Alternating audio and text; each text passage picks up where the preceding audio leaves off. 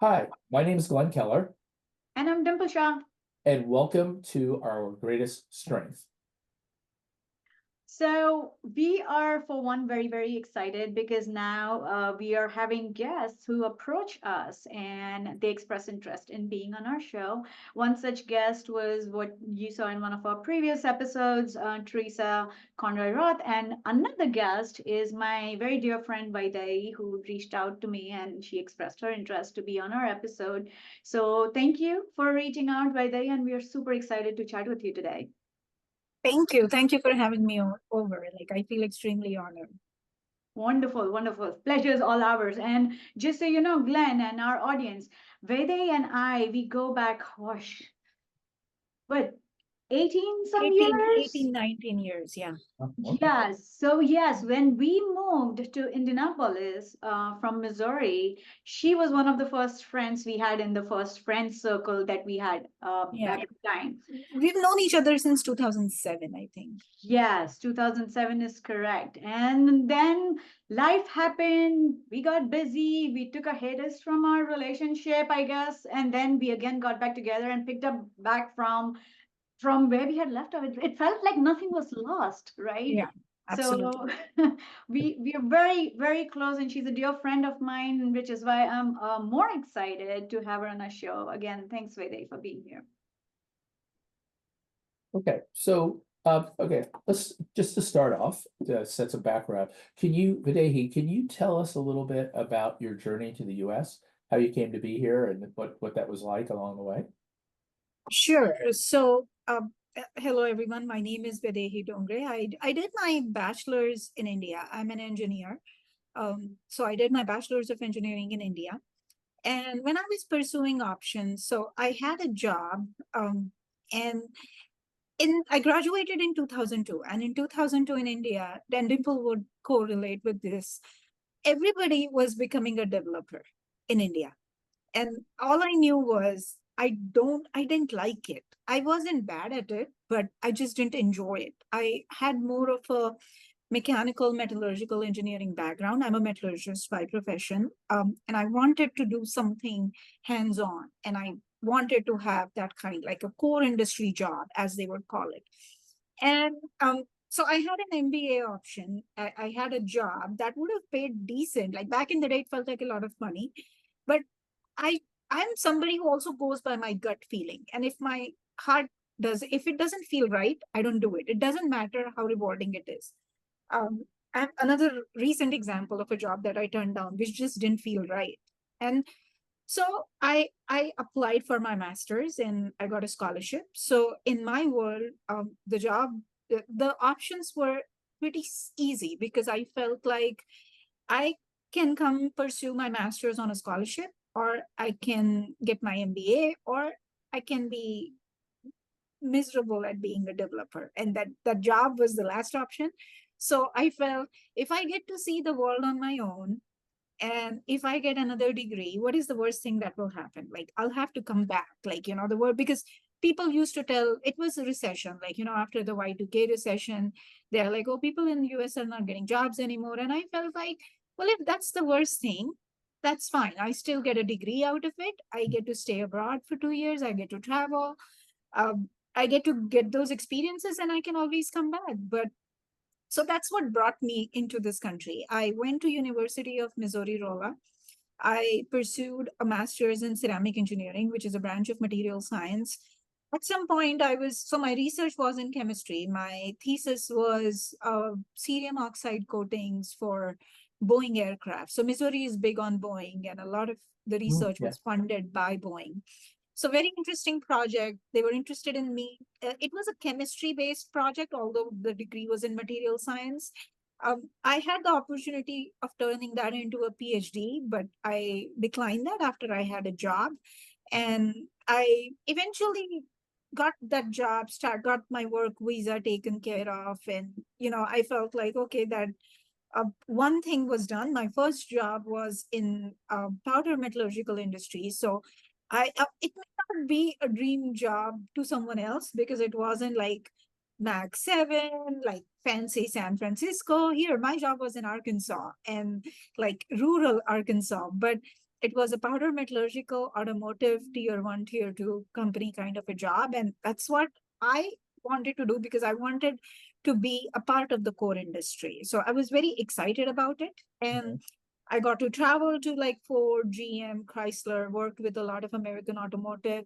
And that job kind of gave me the helped me find my calling. Let me put it that way. And I felt like, okay, although I'm a metallurgist by profession, but I want to be in quality automotive. I want to be in automotive engineering. I want to be in in quality, and I want to build a career in this field, basically. So that I think that's how I would like to summarize the initial few years of me landing in the US and thereafter. Wow. Yeah, so I mean, me personally, I was never miserable at coding, but I was probably a miserable coder. So, so yeah, Well, so, likewise, yeah. yes, I mean, just kind of a question for you and about the journey, because this is something I've heard from a lot of people that are here on student visas or H-1B visas and trying to make the transition to green card. I mean, was there some period ever in the process where you were like stuck in like immigration limbo and like you couldn't go home and you for risk of coming back in? I think fortunately, I don't think I was. And I have really really poor memory, so memory is not my friend.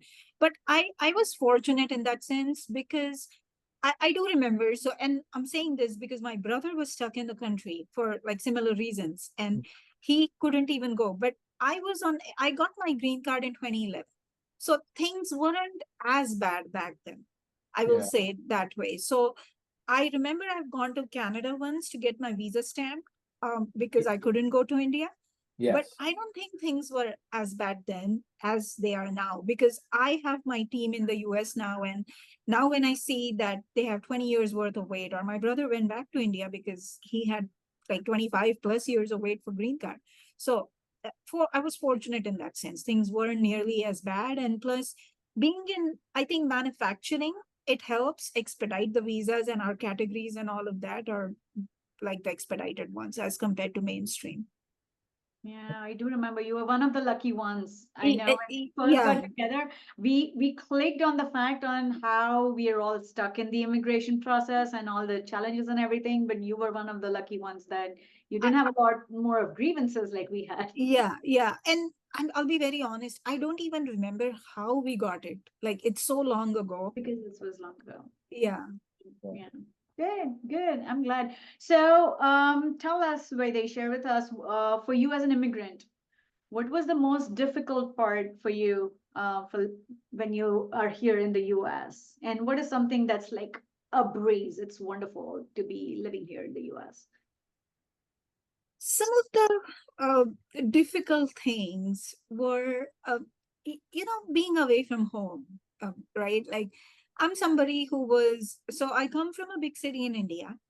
I was born and raised in the same place. I went to the same school from kindergarten till 10th grade. And then I had carried over some friends to high school, like 11, 12, and then the same friends to engineering.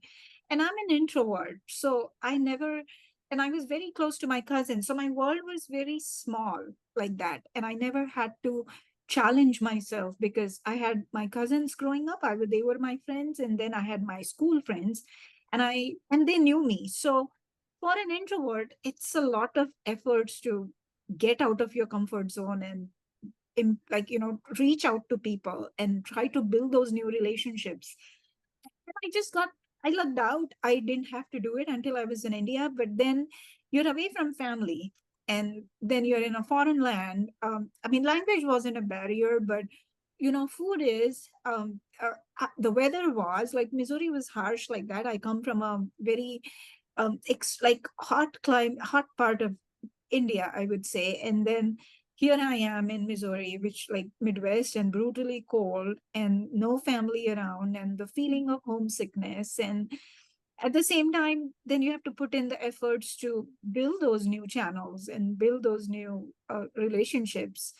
And you're trying to do this in a foreign land where you're also have a very like a demanding degree to cater to while you're also working part-time. So just multitasking all of those things because um, growing up in India, I lived with my family while I went to college. So I felt like I didn't have to do anything. I just went to college. Right, Dimple, you will relate. Oh my I gosh. went to college, I got decent grades, and I partied. That was it. Whereas here, I'm cooking and I'm responsible. Like I have a budget to stick to, and I have to clean the apartment and laundry to cater to. So managing all of those things, I think, was a big challenge. While making sure the grades don't suffer, or in a personal space, I'm still healthy and well fed. I know. And top of that, all of that cultural change, The right? So, cultural change, and even financially, right? I mean, my dad sent me here with some money and I had some aid, but mm, I grew up privileged and I felt like I never had to think about money. And now it's like, what? I can't, I you know. can't ask daddy for money. Like, no. And I didn't. And I mean, I'm saying this out loud on social media. I never Yeah. asked my dad for a penny, but just the thing that no, you have to stick to this budget, and you can't, if that means you can't eat out and you don't have a car, and then you don't have a car, and then you don't travel, and then you don't buy clothes. But I have to be on my own and I can't ask for my dad for money anymore. So Yeah. I All feel right. like there's like Now, a, yeah, I go was gonna ahead. say, I feel like there's a whole different kind of story we could do here between you two, but Yeah, right. And I'm kind of a little biased because now I'm chatting. I'm talking to someone that know some of these stories about, and yeah, then all this mix of the before and after the hiatus chats going on here. yeah, So, what so those were the was the great challenges. part? Yeah, Now the what is the good, great part? yeah, yeah, the good part was like, the freedom, right? The liberty. Like yeah, you don't have to be somebody for your voice to be heard. Because I mean, I come from a very progressive state from India, but it's still a developing nation. And the fact that there was such amazing work being done, I mean, I always struggle, I'll be very honest. Being a metallurgist, my future back in the day in 2000s in India was to work in a steel mill. And I didn't want, like, I'd done an internship there, and the working conditions were very harsh, and I didn't want that. So there was a girl who didn't want to work in a steel mill but still wanted to build a career in the core industry without very many automotive industry jobs in India versus here. There was so much research being done on like cerium oxide coatings, or so the work itself was very interesting. The people were quite warm. Like my advisor, I had there was this professor's advisor's family who were very warm and welcoming, and they helped me get accustomed with the accent, sometimes the food habits, like the weather changes. So all of those were quite nice parts. I mean, there was a good Indian Students Association who, like, we could rely on them for the littlest things like opening bank accounts. Today I feel like, gosh, how do you, like, so many things have been done, and I wouldn't have done it without any of these people like that I mentioned. And the weather, and there was no pollution, and how clean everything was, and how big the houses were, and it was all, I was mesmerized by that. okay. I have a feeling I know the answer to the next question, just from the history of some of these, but I'm gonna ask anyway. What do you miss most about home? Today I just got back from home this week. So I will say today the most I miss about home is actually my family. Okay. Because home has changed for me. I don't know if you are from Indiana or like from this area or not, but when No. I took exit 16, like on 69 South, when I take exit 156 to Smith Valley, I feel I'm home. Yeah. So I've been in Indiana for like what, 2006 October, so 19 years now, and in the US for 23 years now. So this is home, and this is also, and I'm not like glamorizing this or making it sound fancier than what it is, but it's truly my reality. I was born and raised in India, but I grew up in this country because I didn't do anything in India other than go to college. I opened, like I said, I learned to survive here. I learned to work. I have never worked in India. I never managed finances in India. I never cooked much in India. So I learned everything in this country. So I do miss family though, especially my dad is there and he's elderly, he's 76. So, and there are cousins, I'm pretty close to them. So it's that aspect of it. But outside of that, I I don't, I mean, I like lot of things that I have access to in the US. Did I just a kind of a question I wish I'd asked earlier. You, when you were going through the immigration process, did you have was somebody sponsoring you? Like, I don't know if you were at Cummins or who you were with at the time, or was somebody lawyering you up going through that process, or were you kind of on your own? No, actually, I mean, I worked for a very small company. I wasn't with Cummins then, but I worked for a very small company in Arkansas. And so the way the immigration process works is you need to find a job and then they have to be willing to sponsor your H-1 visa. So I was on OPT. I don't remember what it stands for anymore, but they call it OPT. Oh my It's gosh, it's I don't got remember right. either. It's work permit. Yeah. I don't remember it, but what it stands for. But it's kind of a work permit. So once you get a job, we got back in the day, we got 12 months of OPT.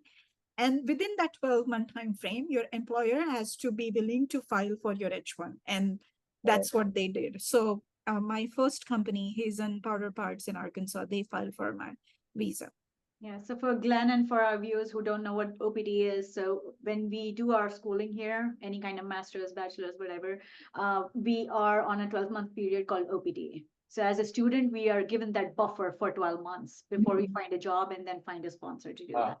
That is how I started over here as well. After I did my MBA, I was an OPT for a little bit. Then my first organization or company I worked for, they sponsored my H1. And then I migrated from OPT to the H1B visa. That's the work permit. Yeah. All right. Okay, so if someone were to ask you why they should travel to the US, what would you tell them, Viadehi? Oh, wow. I would tell them um, so many reasons, right? Multitude for the liberty, for the value of um, work ethics and hard work. Everybody in the US, the biggest strength is the US is a melting pot, and nobody values talent the way US does. And I have been fortunate enough to travel. Like I would like to say I'm a well-traveled, well-read person, having worked for a big multinational. I don't think anybody is that welcoming and good at recognizing and honoring talent the way US is. It's also the plethora of opportunities, right? I mean, a metallurgist has a lot of opportunities, and so has a developer. A doctor will have his own share of opportunities, and so will have somebody who is studying clinical psychology. So I think there is research being done on so many levels, and access to everything. I mean, I talk to young kids in my family, and they want to do biomedical engineering and they want to pursue stem cell. And so all of those things are available here. So I will say that, but also there's this fine line between work hard and play hard too. Like, just don't take yourself so seriously. So I think in the US, there is also that play hard culture. Like, okay, we work 5 days and then we enjoy ourselves and we travel. And so there's you want to be a traveler, there's an opportunity. Uh, you want to learn bartending, there's an opportunity, and nobody's going to judge you for that. Like, I have a master's in engineering, but my bucket list item in life was to work as a bartender. So I went and got that training during COVID. I have Indiana liquor server's license. And I went and got that job. I had to struggle to get that job, believe it or not, but I was so proud of it. And nobody judged me. And this may not happen elsewhere in the world. I think women are still, I typically don't play the woman card, but I will say women are still safe in the US as compared to other parts of the world. So I will say so many good things. And last of it, we always talk about the American dream, right? And so how hard people work to get there, I think that's amazing. And it's the system in this country that enables you to get there. I think that's the constitution and that's the system that separates US from the other parts of the world. Interesting. Ah, So I think we have time for the bonus question. So why don't we go there? So do you feel like immigrants from different parts of the world are treated differently in this country? Oh yeah, they are. I'll be very honest. I'll be brutally honest. They are. I mean, you know, be honest to your comfort level. So I'm gonna ask a tag along question. If so, Yeah. how are Absolutely. you willing to Absolutely. share any experiences? I am. I mean, so let me take a few steps back. I feel I live in an area. I've always lived in areas that were like I lived in Missouri, Arkansas, and Indiana. Um, and these are all areas that were very not like the East or West Coast, I guess, culturally not as diverse. Right. They were ethnically inclined one way or other. And I was always looked at as an outsider, not within Cummins, because Cummins is very diverse. So when I am in Columbus, Indiana, I feel like nothing is different. Like it's an ideal world. It's an ideal case scenario at Cummins. But where I live in Greenwood, I feel different. I feel I'm not always welcome in neighborhoods, or I'm not. It's not a very inclusive culture. Let me put it that way. Me or my kids, we are excluded from a lot of events. And it used to feel bad earlier, initially. I'm not going to say that, hey, I didn't care. Like, that's not how I started out to be. It did feel bad initially, but eventually I grew up to realize that in 2011, actually, 2010, 2011, I worked with a bunch of Swedes. Like I was a part of a Cummins joint venture with Scania, and I worked with a lot of Swedish uh, expats. And I realized that how our Indian community hangs out together, even the Swedish community used to hang out together. And before I worked at Cummins, I used to work for KYB Manufacturing, and it's a Japanese owned company. It's owned by Toyota. And the Japanese community used to hang out together too. And then later I realized that, and I used to say, like, why can't we assimilate more? Why can't we be inclusive? And why can't others be inclusive? Um, and later I felt like, there's always a socio-cultural foundation that, where friendships happen. And not to say that friendships don't happen outside of that. I mean, sometimes you just click with people. There are genuine connections, and then language and the socio-cultural norms don't matter. But where they matter today, I let that matter to whoever it matters to, I guess, if it makes sense. I am not uh, bound to that. I don't, I guess what I'm trying to say is, if somebody is using it as a tool, I let them use it without giving into it. Like I figured I'm going to take away the power from the situation by not paying attention to it. I think that's a better way to put it, because these changes have to happen in every household. So I'm going to be inclusive. I'm not going to exclude anybody, any community. If somebody excludes me, that just says who they are, and it's where they are on their journey, and I leave it at that. Um, but I also feel it's just Indiana or where we are. I have traveled across East and West Coast, and it's or Texas. Like I had family in Texas, and I see how it's much more diverse than where we are. It is, but to your point about people like forming kind of affinity groups, almost naturally. I mean, I grew up in New York, so like probably from a US perspective, the most culturally diverse place in the US, but everybody still hung out.